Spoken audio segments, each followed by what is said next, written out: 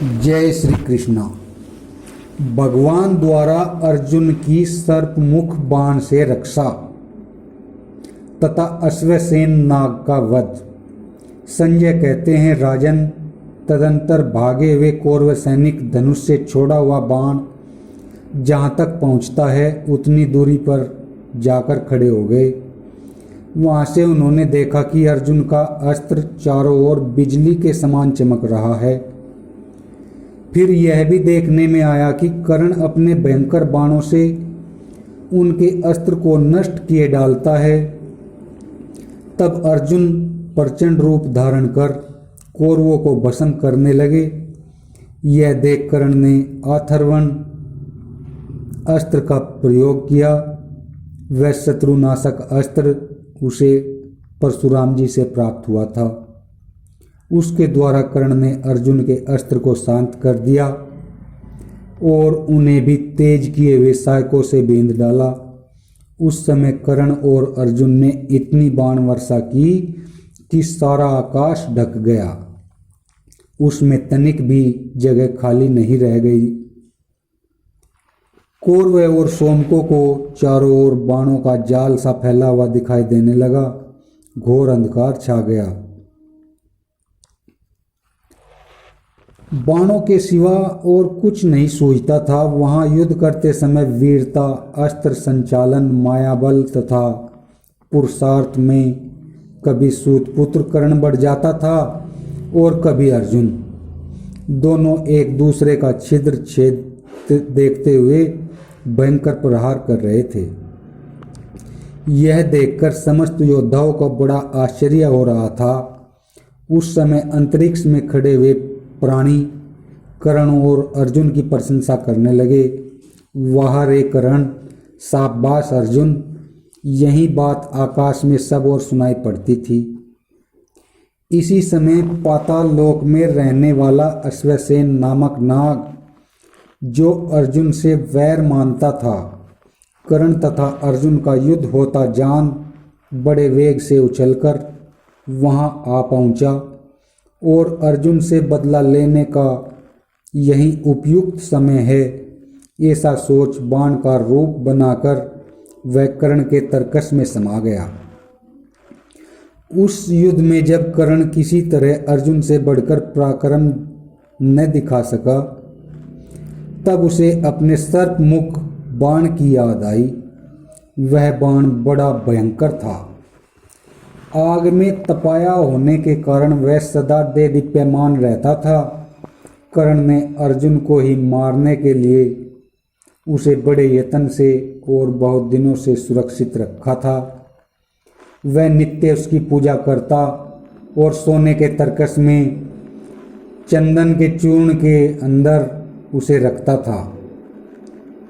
उसी बाण को उसने धनुष पर चढ़ाया और अर्जुन की ओर ताक कर निशाना ठीक किया। परंतु उस बाण के धोखे में अश्वसेन नामक नाग ही धनुष पर चढ़ चुका था। यह देख इंद्र आदि लोकपाल हाय हाय करने लगे। उस समय मद्रराज शल्य ने जब उस भयंकर बाण को धनुष पर चढ़ा हुआ देखा तो कहा, कर्ण, तुम्हारा यह बाण शत्रु के कंठ में नहीं लगेगा। जरा सोच विचार कर फिर से निशाना ठीक करो, जिससे यह मस्तक काट सके।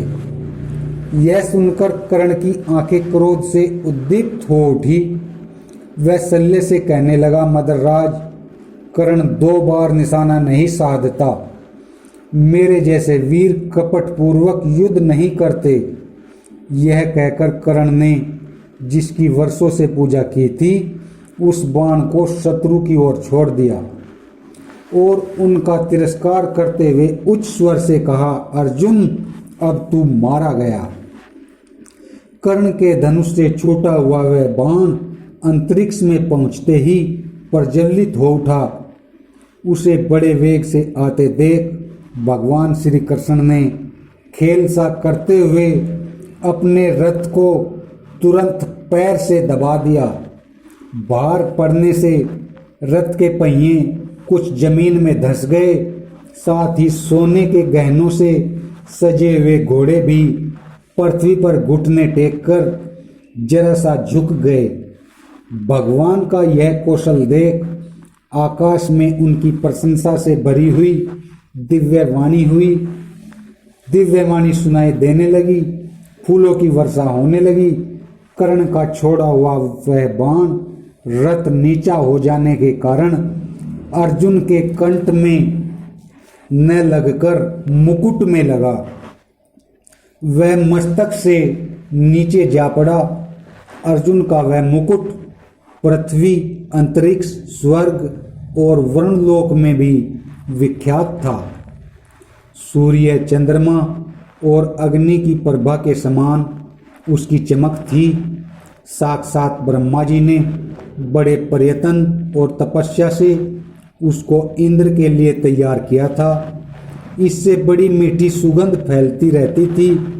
अर्जुन ने दैत्यों को मारने की इच्छा से जब रण यात्रा की थी, उस समय इंद्र ने प्रसन्न होकर उन्हें अपने हाथ से वह मुकुट पहनाया था।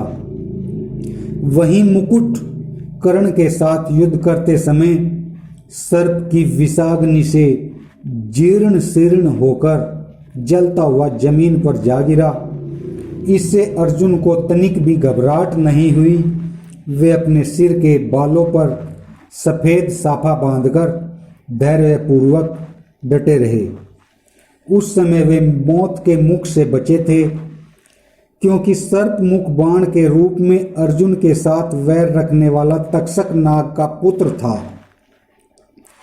किरीट पर आघात करके वह पुनः तर्कस में घुसना ही चाहता था, किंतु कर्ण ने उसे देख लिया।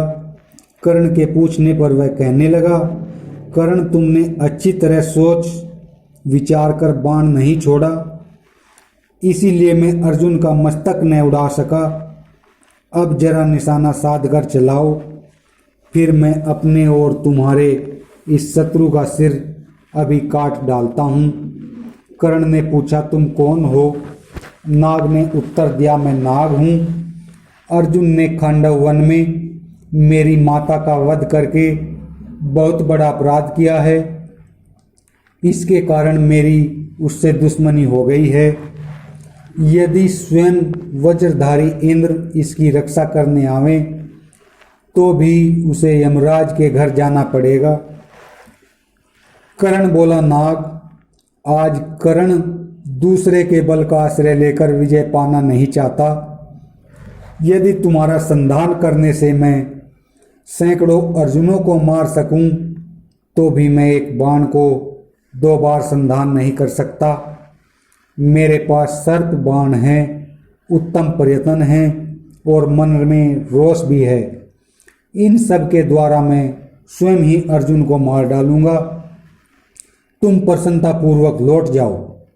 कर्ण की यह बात नागराज से नहीं सही गई। वह स्वयं ही अर्जुन का वध करने के लिए अपना भयंकर रूप प्रकट करके उनकी ओर दौड़ा। यह देख श्री कृष्ण ने अर्जुन से कहा, यह महान सर्प तुम्हारा दुश्मन है, इसे मार डालो। अर्जुन ने पूछा, यह कौन है? भगवान ने कहा, खांडव वन में जब तुम अग्निदेव को तृप्त कर रहे थे, उस समय इसकी माता ने पुत्र का प्राण बचाने के लिए इसे निगल लिया था। इस प्रकार माँ के पेट में अपने शरीर को छिपाकर जब यह उसके साथ ही आकाश में उड़ रहा था, उसी समय तुमने दोनों का एक रूप मानकर केवल एक ही माता को मार डाला था। उसी वैर को याद करके आज यह तुम्हारी ओर आ रहा है। तब अर्जुन ने आकाश में तिरछी गति से उड़ते हुए उस नाग को तेज किए हुए 6 बाण मारे। बाणों के प्रहार से उसके शरीर के टुकड़े टुकड़े हो गए और वह जमीन पर गिर पड़ा। उसके मारे जाने के बाद भगवान ने पृथ्वी में धसे हुए रथ को अपनी दोनों भुजाओं से ऊपर निकाला। उस समय कर्ण ने श्री कृष्ण को 12 तथा अर्जुन को 90 बाणों से घायल कर दिया। फिर एक भयंकर बाण से अर्जुन को बींध करके बड़े जोर से गर्जने और हंसने लगा। बोलो जय श्री कृष्ण।